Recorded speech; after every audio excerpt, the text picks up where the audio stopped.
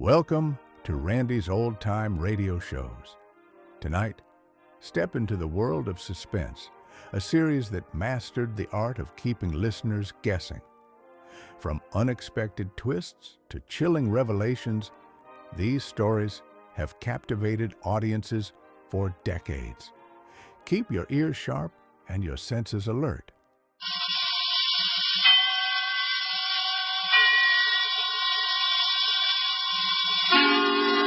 Suspense.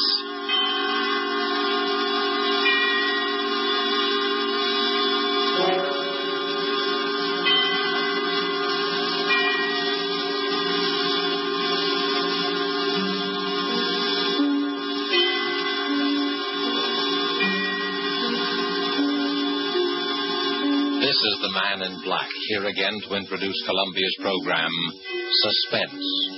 Heading our starring Hollywood cast tonight is Mr. Laird Cregar, who will be seen shortly in the 20th Century Fox production of one of the great suspense stories of all time, The Lodger. Tonight, Mr. Cregar appears as a cynical gentleman who made an unusual bet with death. With Mr. Cregar as a cast of the screen's most distinguished and characteristic players, Miss Helen Dinson, Mr. Walter Kingsford, Mr. George Couloris, Mr. Harold Huber, and Mr. Ian Wolfe, here to bring us the suspense play called The Last Letter of Dr. Bronson. And so with the performance of Laird Cregar as he writes for us this last letter of Dr. Bronson, and with the performances of, in the order of their appearance, Walter Kingsford, Ian Wolfe, Harold Huber, Helen Dinson, and George Couloris, we again hope to keep you in suspense. My dear Dr. Mosher, forgive me if I dash this letter off rather hurriedly. There are but a very few minutes remaining for me. The few minutes between now and midnight. You have always protested my fascination with the subject of death. It irked you to hear me discuss the latest electrocution or hanging. I remember your sarcasm the day you found me staring down from the top of the Empire State Building, speculating on the thoughts of a man about to leap from that pinnacle. You alone, Mosher, know how this fascination led to my latest experiment. I should say, my last experiment. I promised you a complete account of it all. Here is that account. First of all, let me recall a conversation which we held here in my study a little over a year ago. There you go again, Bronson. Death and murder. Really, you're unhealthy. Please answer my question, Mosher. Why do men behave as they do? What keeps them from breaking loose? Why don't they kill one another as animals do? Why, because they aren't animals. But, my dear Mosher, being neither vegetable nor mineral, they must be animals. What I mean that is... you do not know the answer. I do. So? I have been studying the question for some time, and I've concluded that there are 5 basic checks which serve to restrain man from murdering his fellow man. Oh, really, Bronson? The obvious corollary is that murder occurs only when some stronger drive overrides these 5 basic checks. Oh, you make it sound very simple. It is simple. And what are these 5 basic checks? Well, I'm not prepared to reveal the outcome of my study as yet. I must put my theory to the test. That would seem to be a difficult undertaking. Difficult, yes, but intriguing. Oh, well, I take it you're about to embark upon another of your experiments. Correct. Bronson, why must you keep on? These studies invariably bring you some physical, or what is more dangerous, some nervous disaster. And in turn, your handsome bill for putting me in shape to conduct the next. Sooner or later, you will experiment yourself into a position beyond my power to aid you. Let it be later, then. Meanwhile, I shall continue to pursue my sole interest in life. And how do you propose to conduct this restraint from murder experiment? Well, a murder is composed of 4 elements. The murderer, the motive, the opportunity, and the victim. My first step will be to select 5 men, each of whom will be restrained from murder by the particular check that I'm testing on him. That's no easy task. By no means. It will require an extensive search. But having found my men, I must then supply each with a motive. Greed, revenge, jealousy. I see, and your next step must be to give each man an opportunity. Precisely. An opportunity which precludes all checks but the one being tested. Well, not knowing what your checks are, I can't help you there. Well, that'll be relatively simple. And finally, I must supply an intended victim. And you'll ask this victim to face 5 men each standing to profit handsomely by murdering him. Correct. His only chance of survival being the correctness of your theory of checks in all 5 instances? Yes. And do you imagine you will discover a man with such utter confidence in your reckoning? There is one such man. Who? Myself. Bronson, this is folly. No, Moshe. I never hesitate to risk high stakes on a sure thing, not even my life. Now, look here, Bronson. You're a doctor yourself. You told me to speak to you like a Dutch uncle. Now, as your physician... I haven't advise, consulted my physician. But you will take precautions, provide yourself for emergencies. I tell you, there's no danger. Oh, well. Well, when will you begin your experiment? Well, I suppose in about... Well, why wait? Why don't we begin right now? Moshe, I invite you to kill me. What? There's a revolver right here in my desk, and I want you to take this revolver... Oh, you're joking, Bronson. What possible motive could I have for murdering you? Motive? Why, we're known to be associated rather closely in our work. You'll come naturally into my entire practice. I'll put that in writing. Why, it's preposterous. Why won't you kill me then, Moshe? Why, there are dozens of reasons. In the first place, I'd go to the electric chair for it. Thank you, Dr. Moshe. You've given me an admirable illustration of the first and most obvious of the 5 checks in my theory. Man refrains from murdering his fellow being because he himself will be killed by law.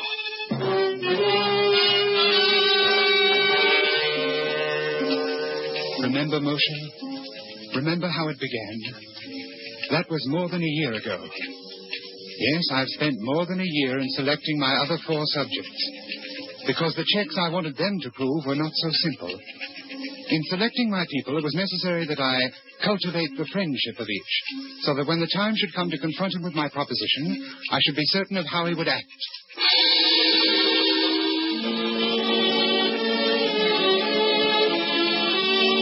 The first of my 4 potential murders was a clerk named Totten. Totten was badly in debt, his wife in the hospital about to undergo an expensive operation, and he was a deeply religious man. We went to church together on Sunday evenings at St. Luke's, right around the corner from my apartment. One Sunday evening after the service, I asked him to come to my apartment, and we talked as we walked along. No, Dr. Bronson, I was talking about you to my wife the other day, before they took her to the hospital. I was saying what a great comfort it was to be with you these Sunday nights. Now, come, Mr. Totten, you embarrass me. No, I mean it. In the world today, too many people seem to feel that they no longer need their God. Yes, but their lives are void of the great thing you have in your faith. The church is a great comfort to me, and I do need something to cling to in times like these. Mr. Totten, you could make rather good use of $5,000, couldn't you? It isn't like you to make fun of my poverty. No, I'm quite sincere. You know what even $100 would mean to me, and at present more than ever. Yes, with your wife's misfortune. Oh, isn't this your apartment we're passing? Oh, I want to go in the side way. We shall be unobserved. Unobserved? Oh, you'll understand presently.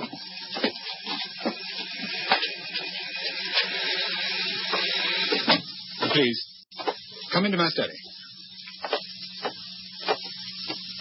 Now, here we are.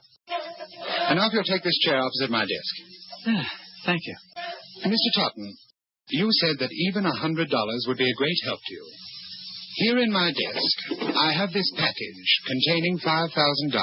Well, what could I do for you that would be worth all that money? Let me explain. My doctor called on me yesterday, and he told me...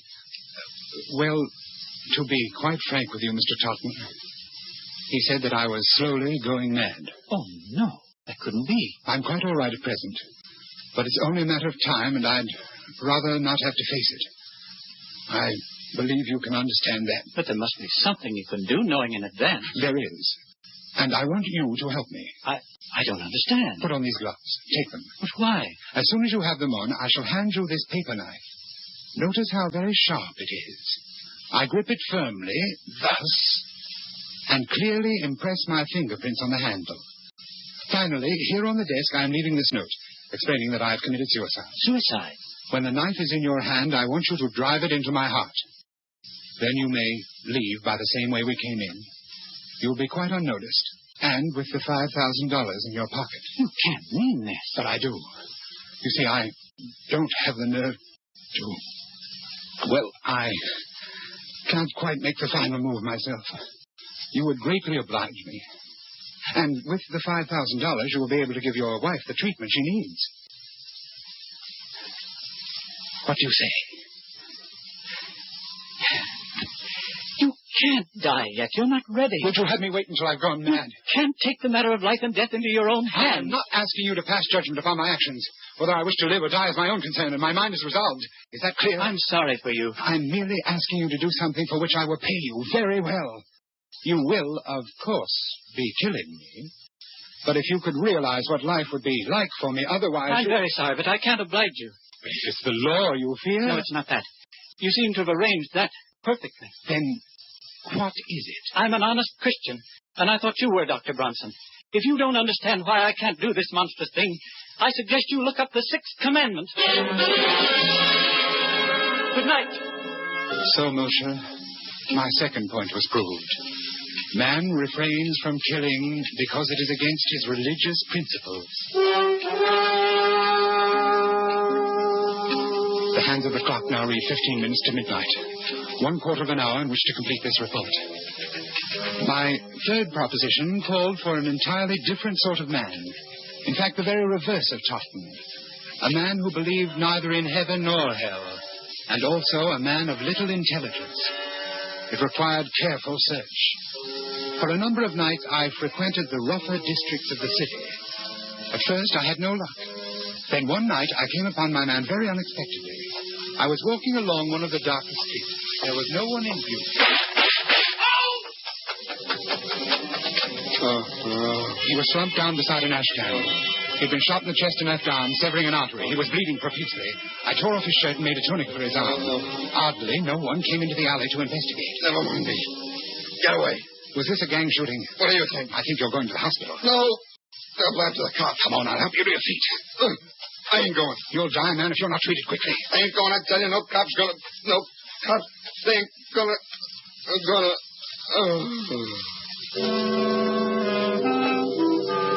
His name was Matt Doyle. I visited Doyle in the hospital almost every day.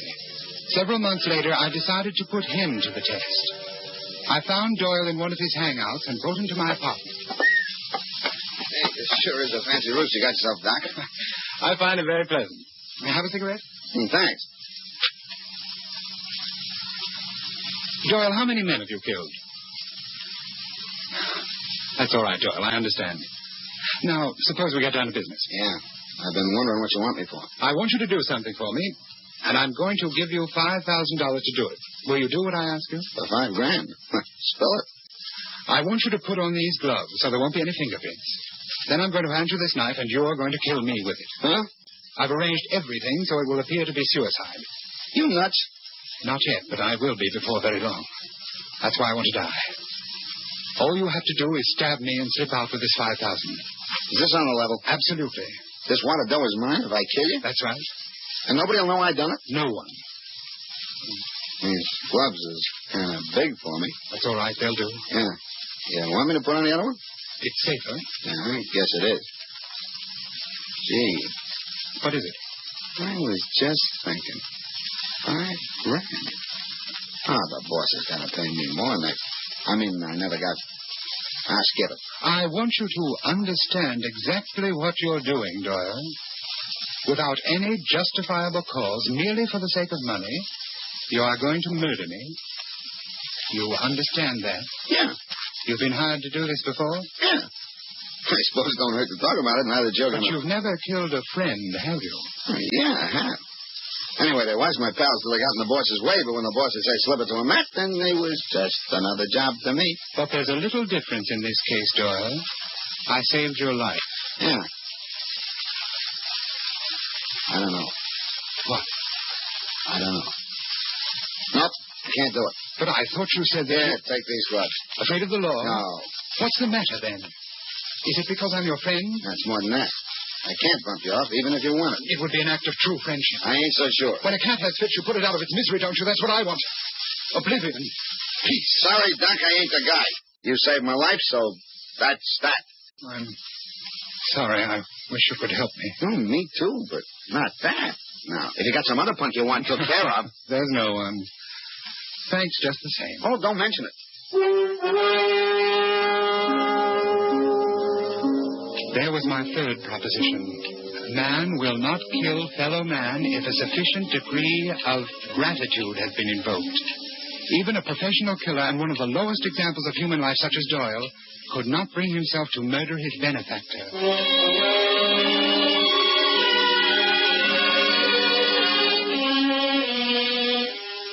My next subject was altogether different in temperament. With Judith Ainsley, I used a special technique. I first encountered Judith Ainsley when I operated on Barrett Sheffield, the actor.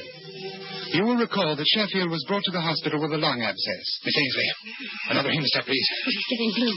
Doctor, do you think you really should? He's fine on it. Miss Ainsley. I'm sorry, Doctor, but it's... Doctor. Quickly, caffeine. Quickly.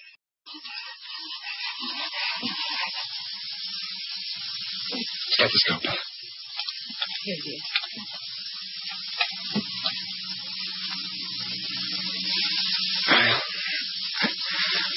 That's it. Yes. That. Miss Ainsley, what's the matter with you? You've been acting strangely all through this operation. You killed him. You killed him. You shouldn't have gone ahead. You know that. I warned you. I shall see to it, Miss Ainsley, that you are never assigned to one of my cases again. What's the matter with you, anyway? Have you never seen a pulmonary before? Or does it upset you to see a handsome actor like Barrett Sheffield die? Yes, it did. Oh? Yes. We were going to be married next week.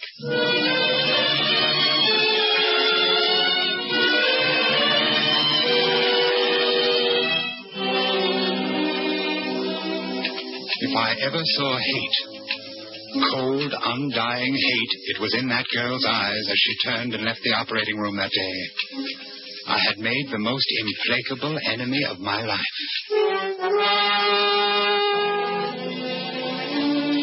As I come to my third check, dear Moshe, it suddenly occurred to me that Judith Ainsley was the perfect subject.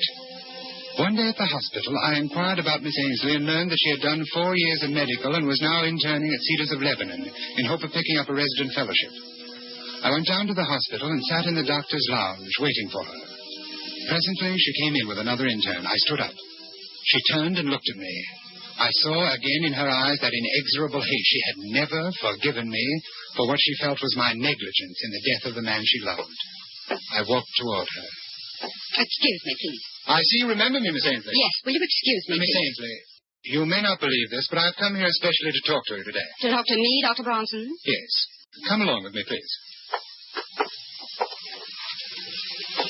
In this treatment room, please. We can talk privately. Dr. Bronson, I don't think there could be anything you and I can say to each other. Well, now, Miss Ainsley, that all depends. That all depends. Sit down, won't you? Miss Ainsley... Dr. Ainsley, if you please. Oh, yes, of course. Doctor, I have a little proposition to make to you. First of all, there are 2 facts I'd like to be sure of. A, you are unable to set up your own practice because you don't have the money to get started. Is that right? I don't see what business that is of yours, but it happens to be true. Fine. Fact B, you still hate me and feel a strong desire to be revenged for the wrong which you consider I have done you. Yes, I'm afraid that's true, Dr. Bronson. Good. Good? Yes. You see, I want to pay someone to murder me. And I think you'd enjoy it more than anyone, and you need the money, too. Dr. Bronson, I'm very busy. There's a patient in 302. Will you... Wait a moment, Dr. Ainsley. I'm perfectly serious. Absolutely serious.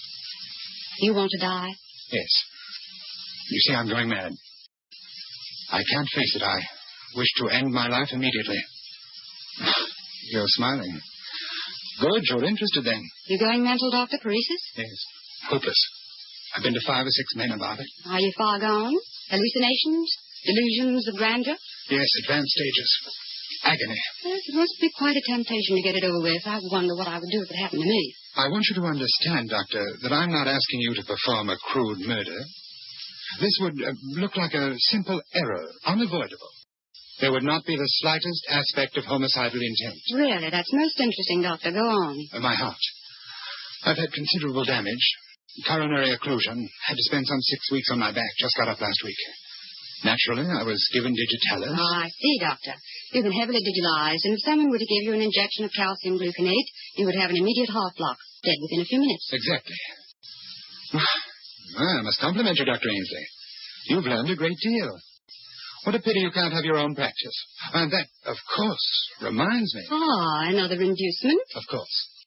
I plan to pay you the sum of $5,000 for your professional services in this matter. And I think, unless times have changed greatly since I've been in practice myself, you ought to be able to set up handsomely with that. My own practice. You'd better be careful, Doctor. You may tempt me a little bit too far. I thought you'd find it an attractive proposition. It will be only an error. I will say that I'm feeling badly again, a recurrence of my pericardial pains. I'll go back to bed and ask that you be assigned to my case. The rest is simple. No one would ever expect you to know that I had been digitalized. Well, if I were on my toes, I would naturally go over your case history before giving medication of any kind. Well, yes, I suppose that's true. Professional people might think you had been a little lax. Might not have the highest regard for a new doctor who launched her career with such an unprofessional incident. Just a slight stain on your reputation for just a short while. You're very clever, Doctor. You knew that would do it, didn't you? I want to thank you. You've done me a great service. You mean you'll do it? You've reminded me that nothing, no money, revenge, nothing, can be worth the slightest suspicion in a doctor's career.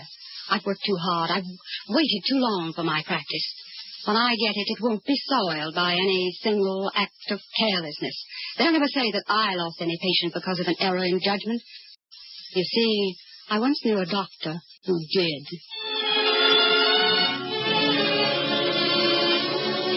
There, Moshe, is my fourth check.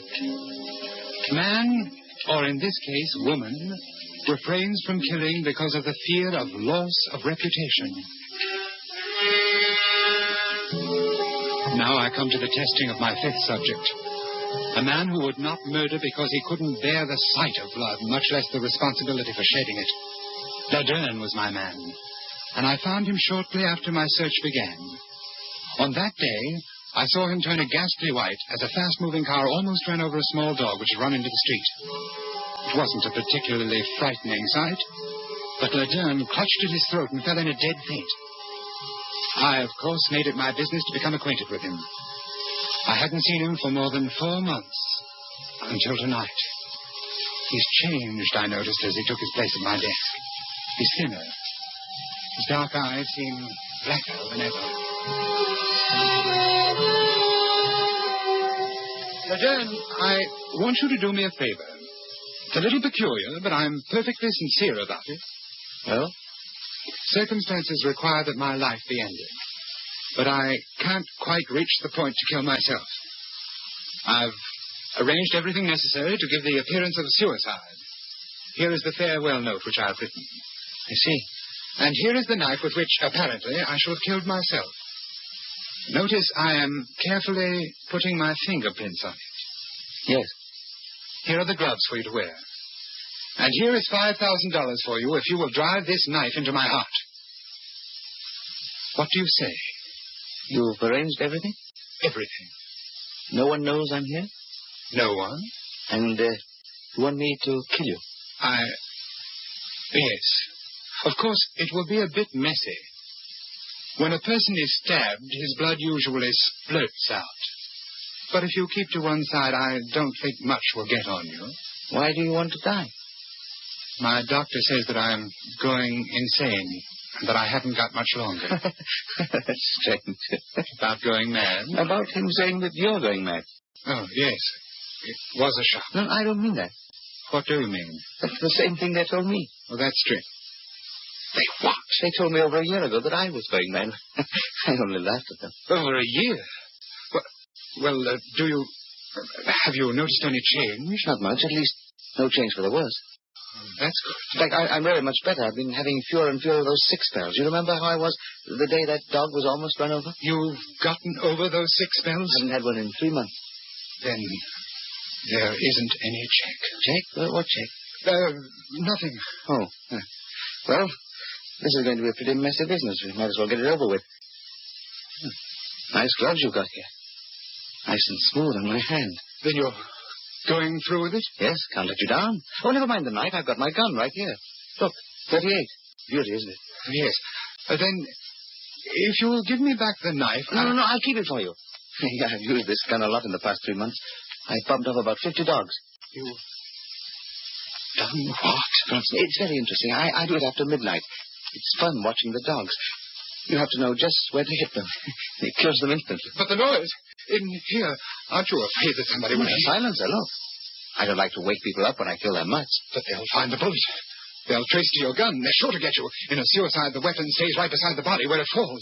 Suicide? Who says this is suicide? It's murder. I'm going to murder you. That's what you asked me to do. Look here, Ledern. This has gone far enough. I was only joking. I don't want you to kill me. 5,000, eh? All here. Listen to me. I was only joking. You ready? Ledern. Shall I shoot now? No, wait. You want it through the heart or brain? Can't you wait just a little while? Wait, what for? Well, I've been conducting a little experiment. I'd like to write an account of it before I go. Oh, what sort of an experiment? I don't think you'd understand. Oh, okay. I'll wait. Till midnight. Then I've got to go. There's a German police dog I've been wanting to get. A big, ugly brute. It'll be fun. Yes. I'll wait. Thank you. The clock says 10 minutes past 11. Yes. You've got 50 minutes. I'll wait by the window.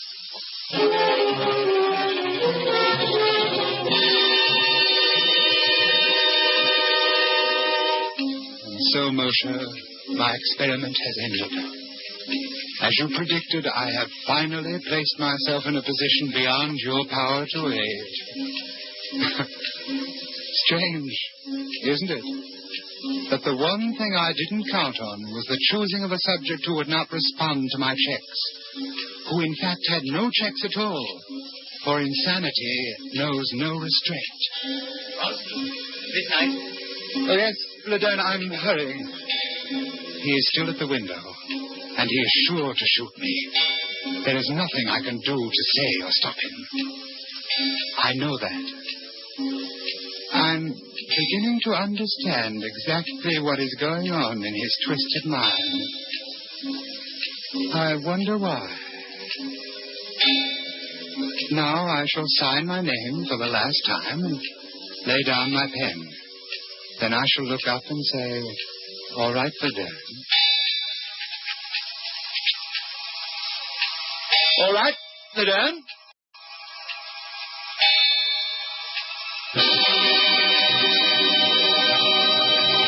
And so closes the last letter of Dr. Bronson, tonight's tale of Suspense.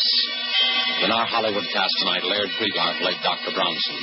Walter Kingsford played Dr. Mosier. Ian Wolfe was Mr. Totten. Harold Huber played Doyle. Helen Vinson was Nurse Ainsley. And George Coloris played Ledern. This is your narrator, the Man in Black, who conveys to you Columbia's invitation to spend this half hour in suspense with us again next week, when Robert Young will star in an adaptation of a story by James Thurber called A Friend to Alexander. The producer of these broadcasts is William Spear, who with Robert Louis Shea on guest director, Richard Paulette Craik, author, Bud Gluskin and Lucian Marowik, conductor and composer, collaborated on tonight's Suspense.